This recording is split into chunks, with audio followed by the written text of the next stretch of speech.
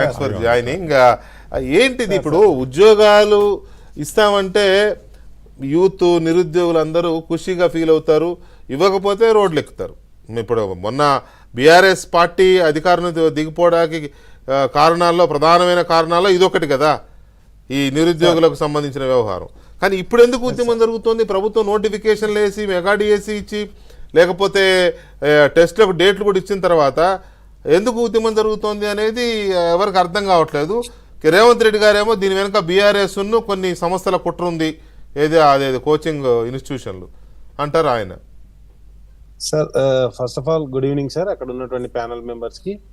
కృష్ణ గారు మీకు సార్, మీరు ఒక సీనియర్ జర్నలిస్ట్ సార్. మీరు ఎందుకంటే తెలంగాణ ఉద్యమంలో కూడా మా ఉస్మానియా యూనివర్సిటీలో విలేకరుల మీద, ఎస్పెషల్ గా విలేకరుల మీద లాఠీ చార్జ్ జరిగినప్పుడు February 14 సార్, ఐ థింక్ 2010 లో మీరు వచ్చి ఆ చెట్టు కింద పోలీస్ స్టేషన్ దగ్గర ధర్నాలో కూర్చున్నటువంటి సీనియర్ జర్నలిస్ట్ సార్. మీరు ఒక విద్యార్థి ఎందుకు రోడ్డు ఎక్కుతాడు అని చెప్పేసి మీకు ఆ రోజు స్పష్టంగా తెలుసు సార్.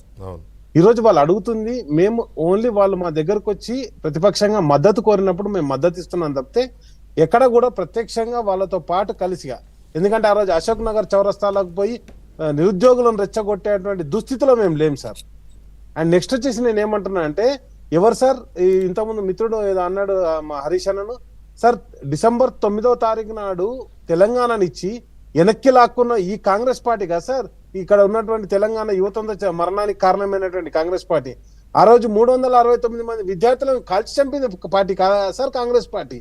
నేనేమంటున్నా అంటే, జోడేఘాటుకు పోయి ఎందుకు సార్ మీరు క్షమాపణ చెప్పారు? కాల్చి చంపింది కాంగ్రెస్ పార్టీ కాబట్టి కదా రేవంత్ రెడ్డి గారు ముఖ్యమంత్రిగా పోయి క్షమించండి క్షమించండి అని చెప్పింది. నేను ఎందుకంటున్నా అంటే, ఈ చావులకన్నిటికీ కారణం కాంగ్రెస్ పార్టీయే కాబట్టి ఇక దాని గురించి వాళ్ళు ఎక్కువ పోకుండా ఈ రోజు నేను ఒకటే అంశం పోతాను సార్. సార్ ఇప్పుడు స్పష్టంగా మీరు అడిగినటువంటి ప్రశ్న, దానికి సమాధానం సార్. ఎందుకంటే ప్రేక్షకులకు కూడా ABN ద్వారా మంచి సందేశం పోవాలి సార్. ఇప్పుడు నేనేమంటున్నా అంటే, టెట్ ఎగ్జామ్ కండక్ట్ చేశారు సార్. ఇంతకుముందు మిత్రుడు చెప్పినట్టుగా 30,000 ఉద్యోగాలు ఏవి వాళ్ళు కండక్ట్ చేయలేదు సార్. మొత్తం మేము కండక్ట్ చేశాం, ఏ రోజు కూడా సమస్య రాలేదు.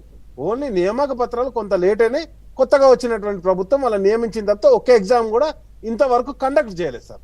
నెంబర్ 1. నెంబర్ 2, ఒకే ఒక్క ఎగ్జామ్ కండక్ట్ చేసింది, అది Group 1 ఎగ్జామ్ సార్.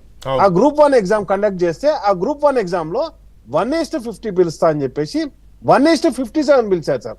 3,232 మంది ఎక్స్ట్రా వాళ్ళకి ఇచ్చారు.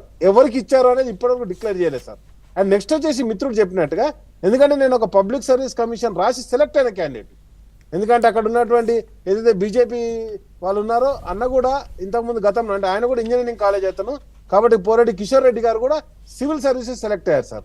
కాబట్టి నేనేమంటున్నా అంటే, ఒక గెస్టెడ్ ఆఫీసర్ గా I resign my job. గెస్టెడ్ officer గా నేను ఏం చెప్తున్నా అంటే, ఎప్పుడు కానీ రిజల్ట్ ఇచ్చేటప్పుడు ఒక పోస్ట్ ఉంటే, ఫర్ సపోజ్ సార్ ఒక పోస్ట్ ఉంటే ఆ పోస్ట్ కి ఎంత మందిని 1:50 పిలువానో ఆ క్యాస్ట్ ఈక్వేషన్ చూసి పిలుస్తారు సార్. అండ్ దాంట్లో ఇంక్లూడింగ్ ఆ క్యాస్ట్ లో ఫర్ సపోజ్ ఒక BCD క్యాండిడేట్ కు ఒక 100 పోస్ట్ ఉంటాయి సార్.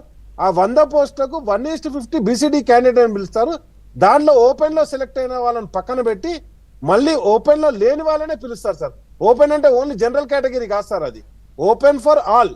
అండ్ 50%, నెక్స్ట్ 50% లో ఏదైతే 7% BCDకి రిజర్వేషన్ ఉంటుందో దాంట్లో 1:50 పిలుస్తారు సార్. దాంట్లో ఇంక్లూడింగ్ 33% ఉమెన్ ఉంటారు సార్. కానీ వీళ్ళు 3,232 మంది ఏ కేటగిరీలో పిలిచారో ఇప్పటివరకు తెలియదు సార్. ఆ ఉద్యోగాలను అమ్ముకుంటున్నారు సార్. నెంబర్ 1. Number 2, coaching సెంటర్లతో